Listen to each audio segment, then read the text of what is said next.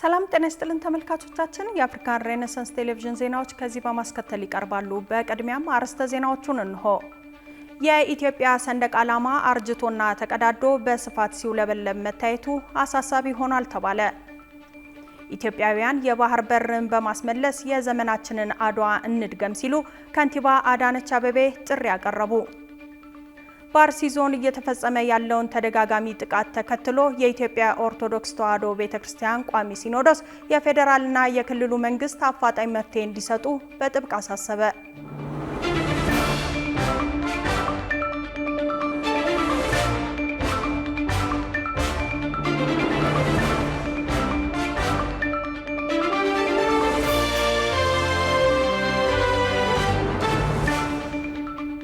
ተመልካቾቻችን በያላችሁበት የዓለም ጥግ ሰላምታችን ይድረስ። ይህ የአፍሪካን ሬኔሳንስ ቴሌቪዥን የዜና ሰዓት ነው። የተመራረጡ ዜናዎቻችንን ወደ እናንተ እናደርሳለን። አብራችሁ እንድትሆኑ የምጋብዛችሁ ሜሮን ዋለልኝ ነኝ። ቅድሚያ ወዳደረግነው ዜና ስናልፍ የኢትዮጵያ ሰንደቅ ዓላማ በመዲናችን አዲስ አበባ በተለያዩ አካባቢዎች አርጅቶና ተቀዳዶ ቀለሙን እስኪለውጥ ድረስ በቸልተኝነት በየአደባባዩ በስፋት ሲውለበለብ መታየቱ አሳሳቢ እየሆነ መምጣቱ ተገለጸ። ከአፍሪካን ሬኔሳንስ ቴሌቪዥን ጋር ቆይታ ያደረጉ የሕግ ባለሙያዎች እንደገለጹት ሰንደቅ ዓላማን ያለ አግባብ የሚጠቀሙ አካላት እርምጃ ሊወሰድባቸው ይገባል። ሷሊ መሐመድ ጉዳዩን በዝርዝር ተመልክቶታል።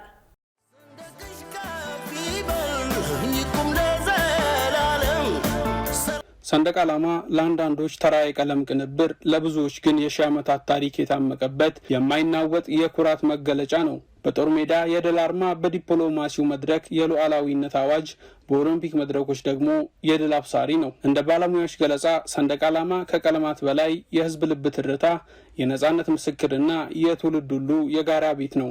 የሀገር መታወቂያ፣ የህዝብ አንድነት መጠበቂያ፣ የክብር መለያ ምልክት እንደሆነ አስቀምጧል።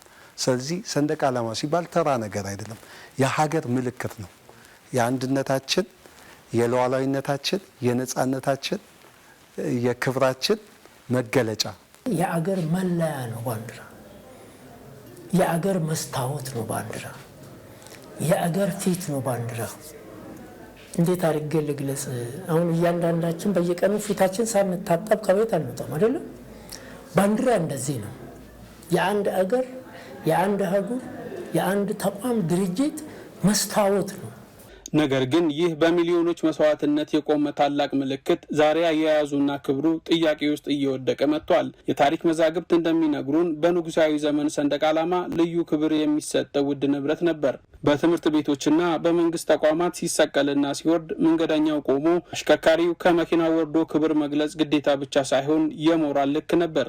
እንዲሁ በዋዛ ያልተገኘው ዛሬ በከፍታ የምናየው አረንጓዴ፣ ቢጫ፣ ቀይ አርማ ከአድዋ ተራሮች እስከ ካራማራ ምሽጎች አባቶቻችን ሰንደቁ መሬት እንዳይነካ ደማቸውን እንደ ጎርፍ አፍሰውለታል። ይሄ ባንዲራችን ረጅም ዓመታት ከሺህ ዓመታት በላይ ስንጠቀመው የመጣ ነው ብለናል።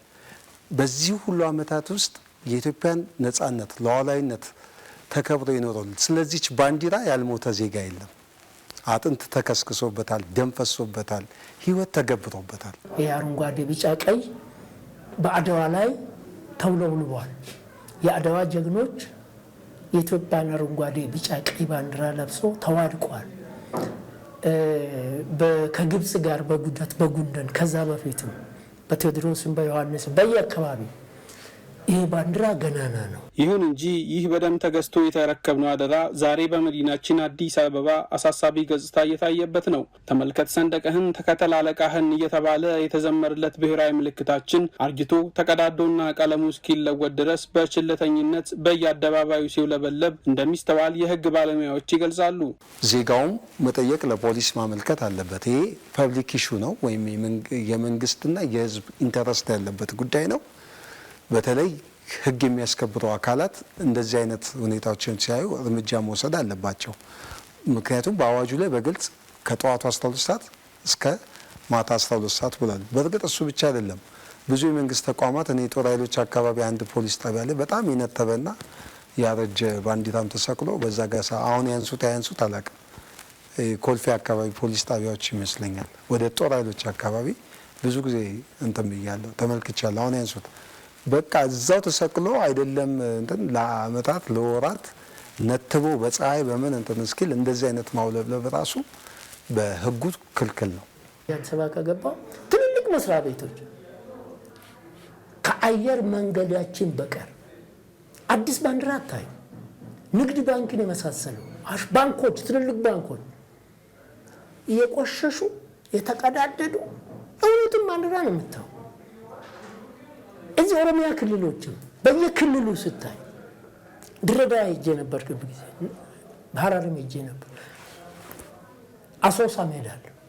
አልፎ አልፎ በትልልቅ መስሪያ ቤቶችም ላይ በየዓመቱ በየሁለት ዓመቱ ባንዲራችን አይለወጥም። ከዚህ ባለፈም ሰንደቅ ዓላማ የአንድነት ምልክትነቱ ቀርቶ የልዩነት የክርክር መድረክ እየሆነ መምጣቱ ለብዙዎች አሳሳቢ ነው። ከጣቢያችን አፍሪካን ሬኔሳንስ ቴሌቪዥን ጋር ቆይታ ያደረጉት የህግ ባለሙያዎች እንደገለጹት የሰንደቅ ዓላማ አጠቃቀም በንድፈ ሀሳብ የሚተው ሳይሆን በህገ መንግስቱና በልዩ አዋጆች የተደነገገ አስገዳጅ ህግ ነው። የሰንደቅ ዓላማ ክብርና አጠቃቀም በህገ መንግስቱ ልዩ አዋጆች በግልጽ እንደተቀመጠና ዝርዝር አዋጅ የተቀመጡ የንድፈ ሀሳብ ሰነዶች ሳይሆኑ በእያንዳንዱ ዜጋና ተቋም ላይ ግዴታን የሚጥሉ አስገዳጅ ህጎች መሆናቸውን የህግ ባለሙያ ኤልያስ ተስፋዬ ይገልጻሉ።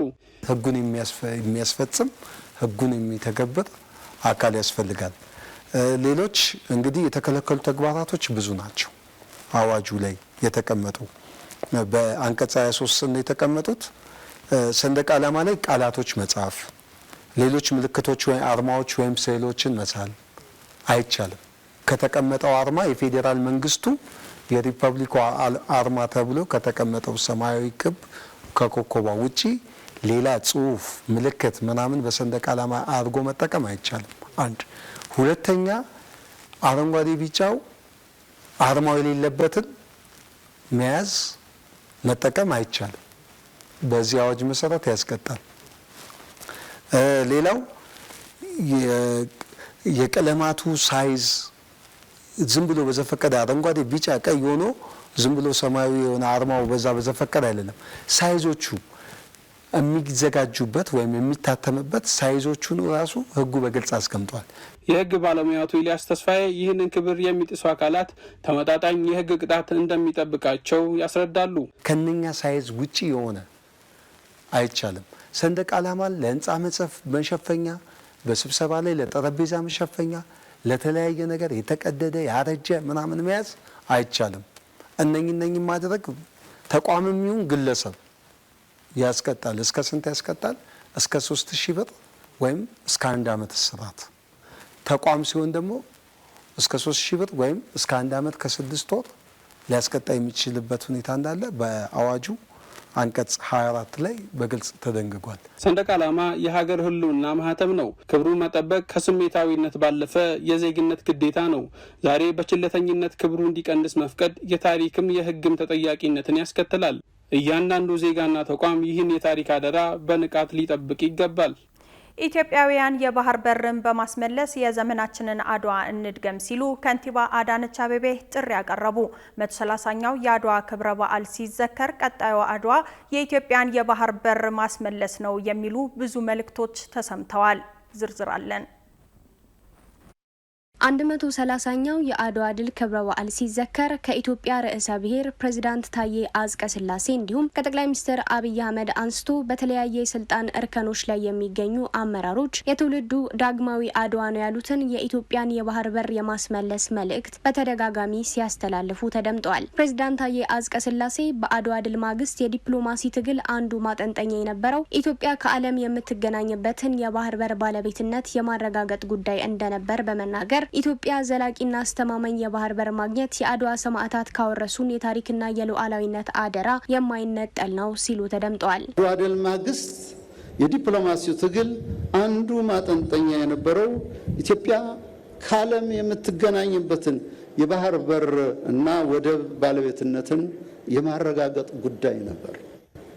ዛሬም እኛ የምንሻው እንግዳ ጉዳይ ሳይሆን ይህንኑ የታሪክ መንገድና ፈለግ ነው። ጠቅላይ ሚኒስትር አብይ አህመድ በበኩላቸው ኢትዮጵያውያን በሀገራቸው ብሔራዊ ጥቅም ነጻነትና ሉዓላዊነት ላይ የማይቀየር አቋም አላቸው በማለት መልእክታቸውን አስተላልፈዋል። የጦር ኃይሎች ጠቅላይ ኤታማዦር ሹም ብርሃኑ ጁላ በበኩላቸው ባህር በር እንዳናገኝ የሚጥሩ ባንዳዎችን እንመክታለን ሲሉ ነበር የተናገሩት። በመካድ ከጠላት የተሰለፈው ባንዳ ዛሬም ርዝራዡ እየቀጠለ ከታሪካዊ ጠላቶቻችን ጋር ተሰልፎ ብሔራዊ ጥቅማችንን ለመሸጥ ተስማምቶ አባይ እንዳይገደብ፣ ባህር በር እንዳናገኝ፣ ልማት እንዳይመጣ ለማድረግ እየሰራብን ካለው ጠላት ጋር ወግነው ኢትዮጵያን የማፈራረስ ተልዕኮ ተቀብለው እየሰሩ ያሉ የዘመኑ ባንዳዎች አሉ። እንዲሁም የአዲስ አበባ ከንቲባ አዳነች አቤቤ በዚሁ አድዋን ለመዘከር በተዘጋጀው ዝግጅት ላይ እንደተናገሩት የዘመናችን አድዋ የሚደገመው ኢትዮጵያ በግፍ የተነጠቀችውን የባህር በር በማስመለስ ነው ሲሉ ተደምጠዋል። ኢፍትሐዊነት የተዘጋብንን የባህር በራችንን በማስከፈት የቀድሞ አርበኞቻችንን ታሪክ ከመዘከር ባለፈ እኛም በዘመናችን ታላቅ ድርብርብ ታሪኮችን ሰርተን ለማለፍ በቁጭት እንነሳ። ኢትዮጵያ ካለፉት 2 ዓመታት ወዲህ በብሔራዊ ጥቅም ደረጃ ያወጀችውን የባህር በር የማግኘት ጉዳይ የትውልዱ አድዋ እንዲሆን ተደጋጋሚ ጥሪ ሲቀርብም ተደምጧል። በአርሲ ዞን እየተፈጸመ ያለውን ተደጋጋሚ ጥቃት ተከትሎ የኢትዮጵያ ኦርቶዶክስ ተዋሕዶ ቤተክርስቲያን ቋሚ ሲኖዶስ የፌዴራልና የክልሉ መንግስት አፋጣኝ መፍትሄ እንዲሰጡ በጥብቅ አሳሰቡ። በአርሲ ዞን ባለፉት ሳምንታት ውስጥ ብቻ ከ30 በላይ ሰዎች መገደላቸውን የአካባቢው ምንጮች ገልጸዋል። ዮናስ ግርማ ዝርዝር አለው።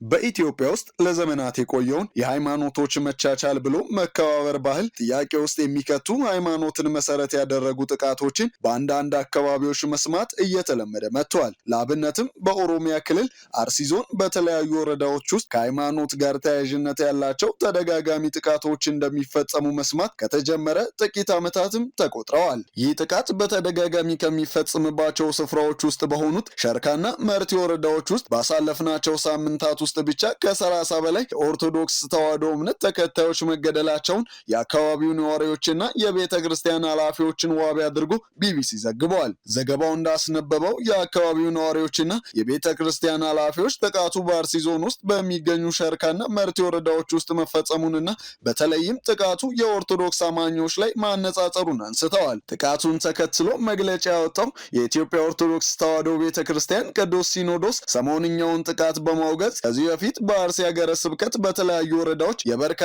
ኦርቶዶክሳውያን ወገኖቻችን ሕይወት በመጥፋቱና ከሞት የተረፉትም ከቤት ንብረታቸው ተፈናቅለው ወደ አጎራባሽ ከተሞች ተሰደው ለራብና ለርዛት ተጋልጠው እየኖሩ ነው ሲልም በመግለጫው አክሏል። ሲኖዶሱ አገር ሰላም ብለው በሚኖሩ ከምንም ጉዳይ ጋር ንክኪ በሌላቸው ኦርቶዶክሳውያን ልጆቻችን ላይ ይህንን አስነዋሪ ድርጊት የፈጸሙት አካላትም ግድያውን በሃይማኖት ስም ይፈጽሙት እንጂ የሃይማኖት ሰዎች ግን አይደሉም ያለ ሲሆን ዓላማቸውም በሀገራችን ለረጅም ዘመናት ተከባብረው አብረው በኖሩት የሃይማኖት ተቋማት መካከል ግጭትን መፍጠር ነውና የእስልምና ሃይማኖት ተከታዮችና ህዝበ ክርስቲያኑ በጋራ ልናወግዛቸው ይገባል ብለዋል። በሰሞኑ ጥቃት ከተገደሉት ንጹሃን ሰዎች መካከል የእስልምና እምነት ተከታይ መኖሩን የገለጹት የመርቲ ወረዳ አስተዳዳሪ አቶ ከሊል ገና በበኩላቸው ጥቃቱ መፈጸሙን አረጋግጠው ግን ጥቃቱ ሃይማኖት ተኮር አይደለም ሲሉ መናገራቸውም ተዘግበዋል።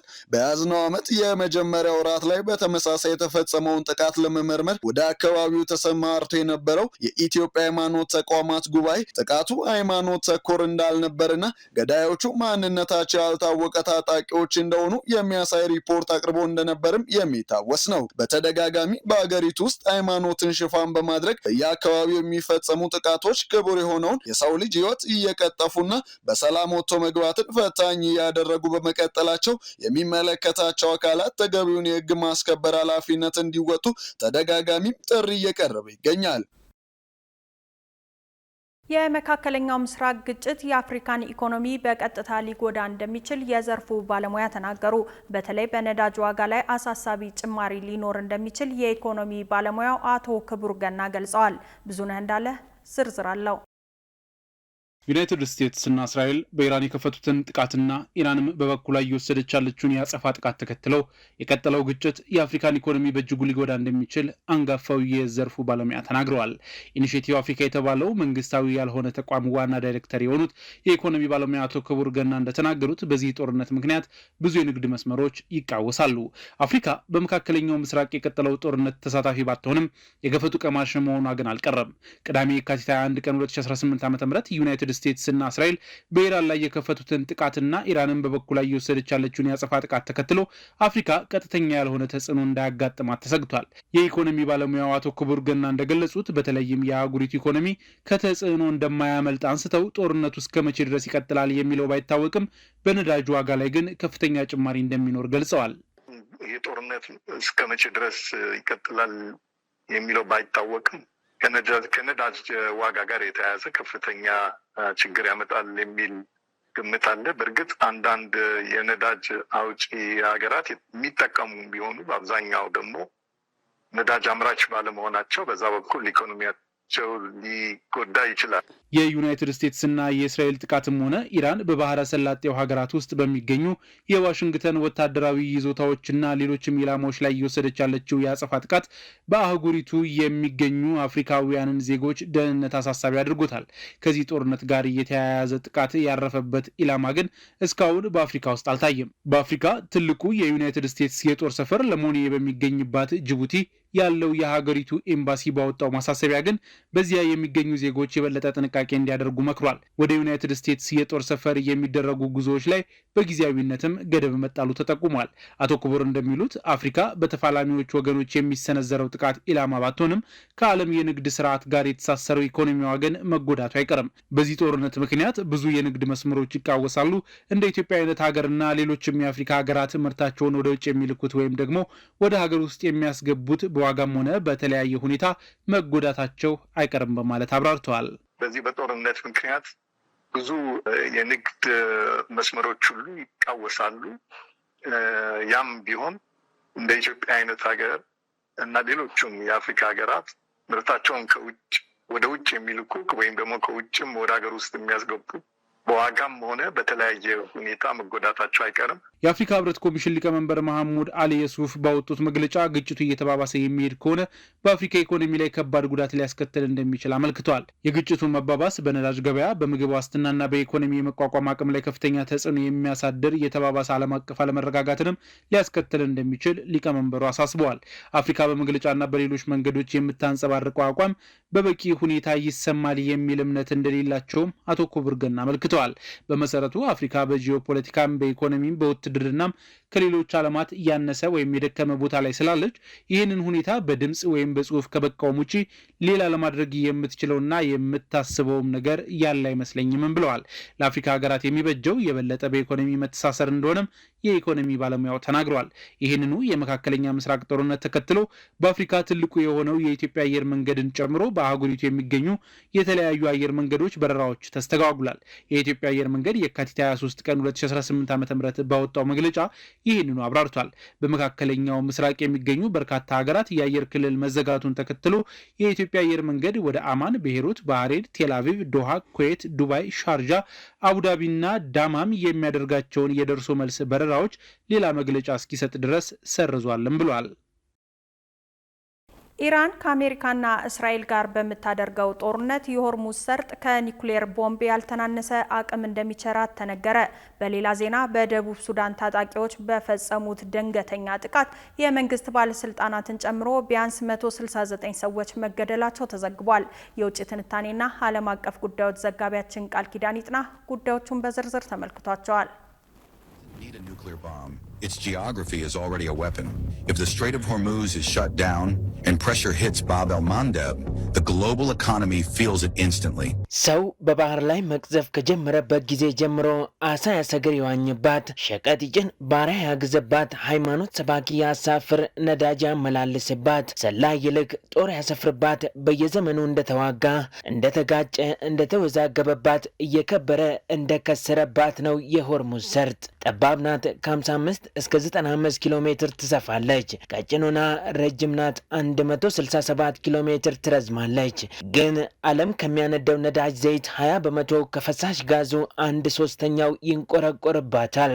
Hormuz is only 21 miles wide, yet nearly 30% of the world's oil passes through it. Around 20 million barrels per day, plus LNG supplies that power Europe. እንደ ግሪጎሪያኑ የዘመን አቆጣጠር በ1973 የዮም ኪፑር ውጊያ ተብሎ የሚጠራው የአረብ እስራኤሎች ጦርነት ሲገም በመቃወም አረቦች የጣሉት የነዳጅ ዘይት ሽያጭ ማዕቀብ የምዕራብ አውሮፓ ይብሱን ደግሞ የእስራኤልን ዋነኛ ደጋፊ የዩናይትድ ስቴትስን ምጣኔ ሀብት አሽመድምዶት ነበር።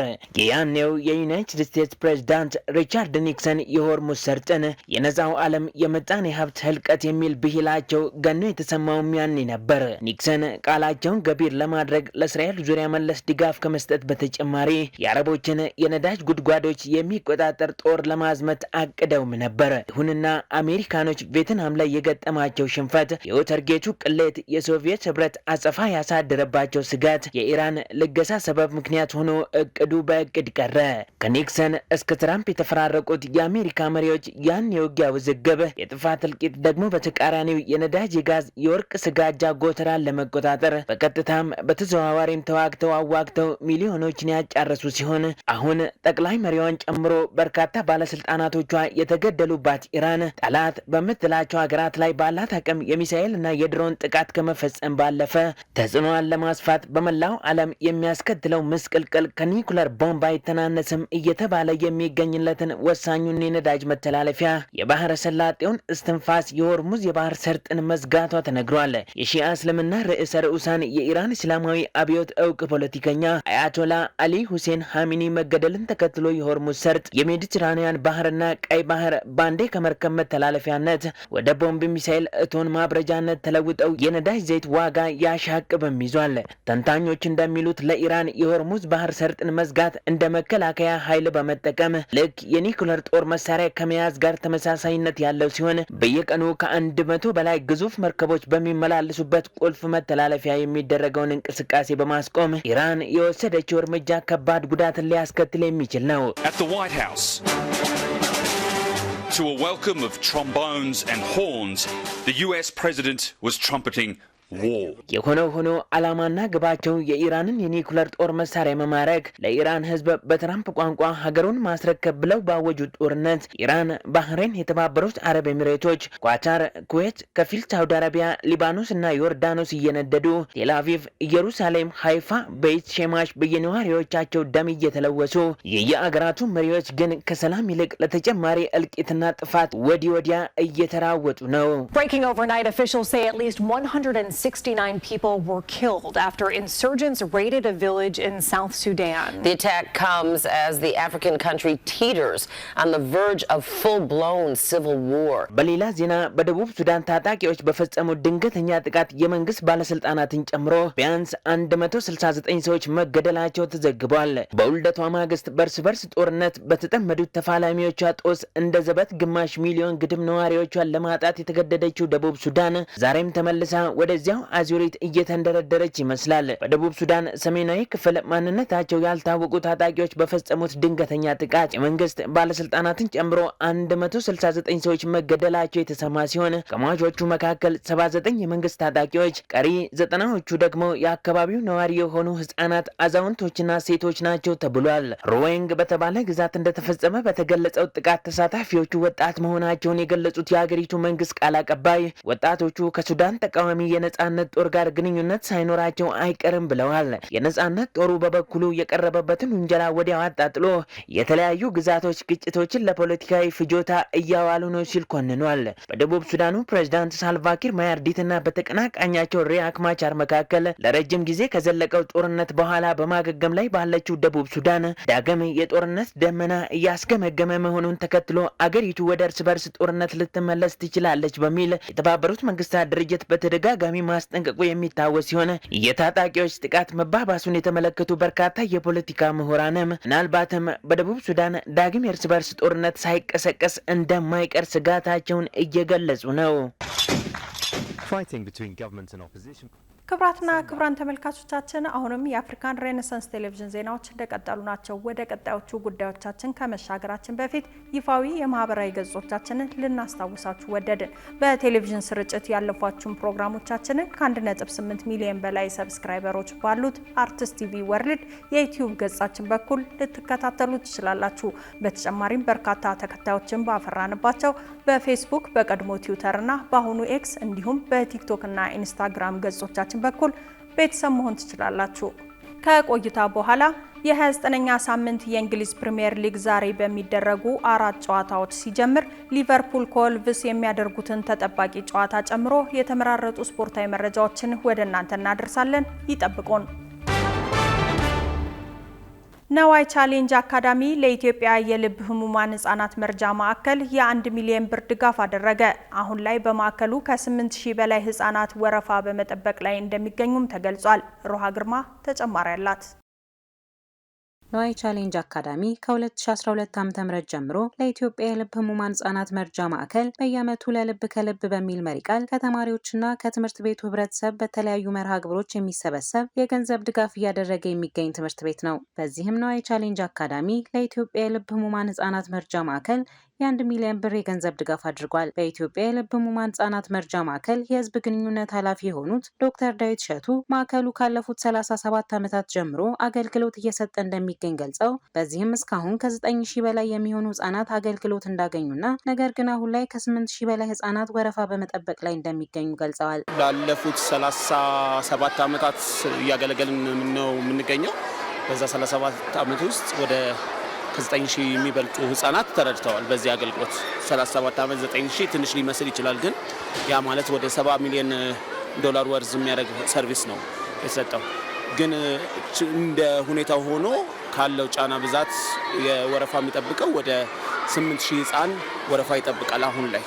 ይሄ ማለት እኛ አሁን ላይ ባለን ካፓሲቲ ባለን አቅም እየሰራን ያለነው በአመት ከ500 እስከ 700 ኬዝስ ነው። አሁን ይሄ ግን ሙሉ አቅማችን አይደለም።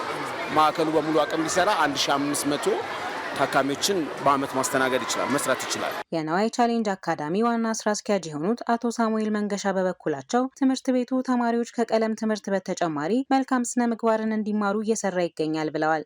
አሁን እንግዲህ ዛሬ ያደረግነው ከዋናው መማር ማስተማር ጎን ለጎን ተማሪዎቻችን በባህሪ ደረጃ ብቁ እንዲሆኑ የተለያዩ የባህሪ የምንቀርጽበት መርሆች አሉ። ከዚህ አንጻር የዛሬው ፕሮግራም የተዘጋጀበት ከታህሳስ ወር ጀምሮ ድጋፍ ሲደረግበት የቆየ ነው። ወሩም ታህሳስ ወር ኮምፓሽን ወይም ደግሞ የርህራሄ የማካፈል ወር በሚል አክብረናል። በኢትዮጵያ የልብ ህሙማን ህጻናት መርጃ ማዕከል ሜዲካል ዳይሬክተር የሆኑት ዶክተር ኤሌዘር ኃይሌ ከትምህርት ቤቱ ተከታታይ ድጋፍ እየተደረገላቸው እንደሚገኝ በመግለጽ ትምህርት ቤቱን አመስግነዋል።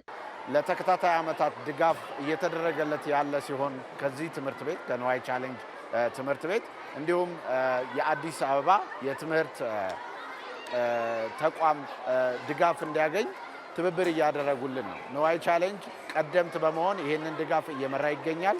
ለዚህም ትብብራቸው የትምህርት ቤቱ ኃላፊዎች አቶ ሳሙኤል እንዲሁም መምህራኖቹንና የልጆቹን ቤተሰቦች ማመስገን እፈልጋለሁ። በመርሃ ግብሩ ላይ ተማሪዎች የተለያዩ ኪነ ጥበባዊ ዝግጅቶች አቅርበዋል።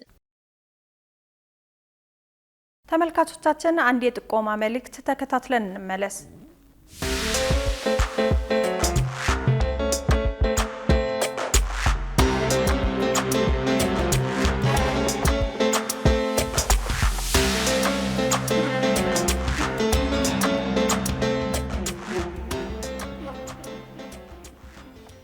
እንግዲህ ተመልካቾቻችን በምስሉ ላይ እንዳያችሁት በገርጂ አካባቢ በመኖሪያ መንደሮች ውስጥ የመብራት ፖል ሊወድቅ አዝምሞ ይታያል። ፖሉ ወድቆ ጉዳት ከማድረሱ በፊት የሚመለከተው አካል አስፈላጊውን እርምጃ እንዲወስድ እንጠይቃለን።